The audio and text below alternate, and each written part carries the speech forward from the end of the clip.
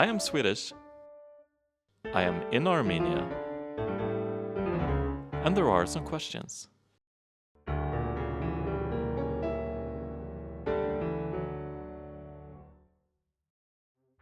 Hi, my name is Joakim Norby. I am Swedish and I recently did the move from Scandinavia to the mountainous country of Armenia on the border between Europe and Asia. In this video, I will share some of my thoughts regarding the similarities and the differences between the two. And I will do this based on questions that I got from a Reddit post that I made. This Reddit post turned out to get a lot more attention than I thought it would. I got a lot of questions and I was thinking, hey, it could be fun turning this into a YouTube video. Thank you all for giving me these wonderful questions. Let's dig into this. First question, it wasn't actually a question, it was, hey, welcome.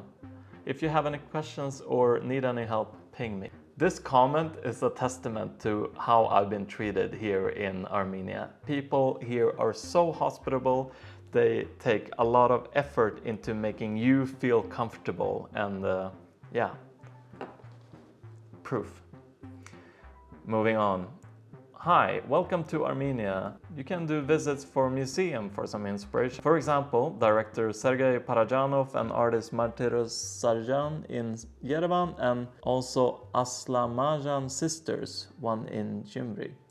First of all, I have been to the Parajanov Museum already and I am a big fan of Parajanov. I love his poetic and vivid imaginary.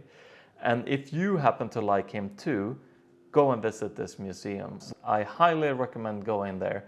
The museum is located in his old house and you will have a lot of art pieces from him. It feels like stepping into a Parajanov dream, really.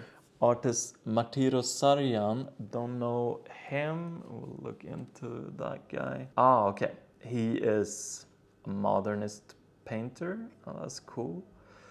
We'll look into him. I bet he's super famous here. It's just like my limited knowledge. I have some homework to do. I will definitely look into this guy. That's a promise. Regarding the other one in Gyumri, I haven't been to Gyumri yet and I'm very excited to go there. I plan on going there this spring. I heard conflicting stories from Armenians about Gyumri. Some people, they don't really care for it that much. You can still see some effects of the earthquake that they had, I think, in the late 80s. Well, other people, they really love Gyumri because a lot of culture, from what I understand, originate from there. So I'm curious about Gyumri. Absolutely gonna go there. Thanks for the tip. I have already been to Parajanov Museum, as I am a big fan. We'll look into the other ones. Really enjoyed the works of David Benyanyan, finding his art a pleasant story. Do you feel like you are in Europe, Turkey, Middle East, former Soviet, Central Asia, or a mix of everything? Or is Armenia something unique that cannot be labeled? I do feel like it's at the very outskirts of Europe and you see some traces of Soviet times with old buildings. Yeah, a little bit of Central Asia, but not really Turkey. It definitely has its own thing and the culture is larger than its current borders. I find it fascinating with the different layers of Armenian culture, having met Lebanese Armenians, Iranian Armenians, and the diaspora from many countries.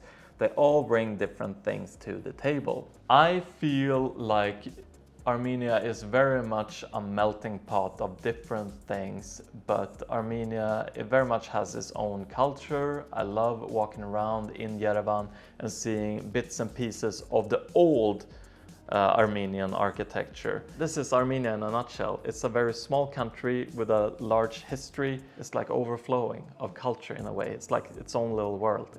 It's hard to grasp it. And it's like a nut that I'm trying to crack. Here's a big one. Did you have any culture shocks already? If so, what were they? I couldn't say that I had any specific culture shocks. Isn't anything that is very different perhaps from what at least I expected. However, I do think that the seatbelt culture here is worth mentioning. If you are a passenger in a car, you tend to now wear a seatbelt here. And from what I understand, it has to do with you not trusting the driver's expertise in driving. Like you don't trust him being a good driver. And for me, that's a logic that I don't really understand because even if you're a great driver, there are several other drivers out there that might not be so good. So I'm still trying to like grasp the logic behind that one.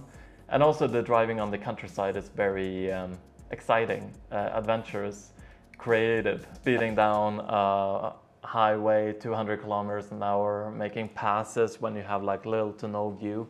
Yeah, that is actually a culture shock. Yeah, so there is one culture shock. Also, cabbies give me a bunch of candy as a new one. Yeah, for some reason, cabbie drivers here, they tend to give you candy. I don't know why, it's a nice gesture, and I have like my pockets full of candy. So that's a special one, but hey, I'm not complaining, love candy.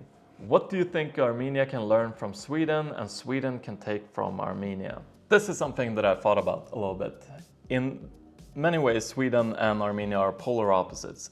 In Sweden, you have an organized society, everything takes time, but it works, and it can be a bit boring. In Armenia, I experience sometimes you have very little structure, and you have nothing to really fall back on. However, I find that Armenian people are very creative when it comes to problem solving. They don't wait around, they don't take anything for granted, instead they make it happen. And that's something that I really, really love about Armenia, and that I think that in Sweden we could benefit of having this mindset a little bit more. Not speaking for every Swede, but some of us, including me, we can take things a little bit for granted. We're a bit cushy. We expect things to be 100% done before we even take the first step. And what that does is that everything takes a long time. And I also thought about this, the time aspect. I think that in Sweden we have experienced over 200 years of peace. So we have time on our side. We can let things take time in order to do it correctly. Whereas in Armenia, with the recent history of wars and other things, you can't take anything for granted. You don't have that luxury. So let's do it now. So I really like that energy that I find in Armenia when it comes to this. For me as a creative, it's very contagious in the best possible way. Also, another thing that I like in Armenia is that people boost themselves up. They're like, yeah, I can do this, no problem. Whereas in Sweden, it's the other way around. You should always downplay yourself. Don't believe that you're anything special and stuff. Be humble. That's so important in Sweden, to be humble. And that's great. The Swedish law of conduct of like, don't think too highly of yourself and all of that. But as a creative, it can sometimes not be very inspiring. And you hear this voice in your head like, who do you think you are? So I kind of like that in Armenia here. That's like, I am this, I can do this, and I am awesome. So it's a change of mindset, but it's a very pleasant one for me. What is your favorite monument, province, public space, and restaurant to visit? I actually really like the Arno Babayan. I really like the Arno Babayan statue. I'm sorry, I'm butchering the name. It's a very expressive statue of this composer, I think, playing the piano. I like the emotions that he expressed, that he is like so taken away by the music. My favorite province is Tavush and Dilijan. Dilijan is a hub in the Tavush province. So from there you can take a bunch of trails and you experience a lot of different nature and great for hiking and trails. If you come to Armenia, definitely look into going to Dilijan and spend a couple of days there. My favorite restaurant in Yerevan as of yet is Antep. It's Western Armenian cuisine. It doesn't look much from the outside. It looks so basic, but the service is great and the food is excellent. It is so much bang for the buck. What made you move? Love is the answer, as to many questions. My wife is Armenian and I wanted to get closer to her friends and family and have a bit of better understanding for her culture. What was something unexpected / surprising for you about Armenia? The spectrum of cars on Yerevan streets is one. Here in Yerevan you can find a variety of cars, and you would say that about a lot of places in the world, but here you can find everything from Rolls-Royce to Maybach to Brabus, and you see them very often but then you also have these old Soviet cars and cars that have no front. Like the exterior is not only broken, it's just not there. So you just have like this huge variety of cars. You never know what to expect, and these are like next to each other, so it's quite fascinating. I don't think that I ever experienced the variety being that big, to be honest. What was your favorite Armenian food you've eaten? This is tricky because I like a lot of it, and that's a problem. I really like the dolma and the lahmacun, horvat, sarishta, gapama, and there were so many more dishes that I have left to explore, so can't wait. Khash, I heard that that's an experience, so can't wait to do that one, but people like deter me to doing it, so I don't know. Välkommen till Armenien. Welcome to Armenia in Swedish. That's very nice. Thank you. I feel very welcome. Do you have any safety concerns in Armenia as opposed to Sweden? I feel very safe walking around in Yerevan. Not an issue at all, especially in the evenings. I always feel very safe. A lot of people out, and that also has to do with the climate. It's nice being out in the evenings, so a lot of people around. I would say that I feel more safe walking around in Yerevan in the evening than in Stockholm. In Stockholm, when I lived in the outskirts, I tended not to go out in the evenings. I didn't always feel safe, but I do feel safe here though. Not an issue. Never felt unsafe.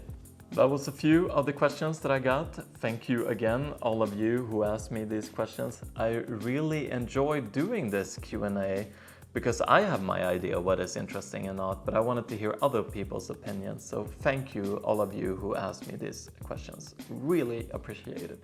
Thank you so much for watching, and have a great day.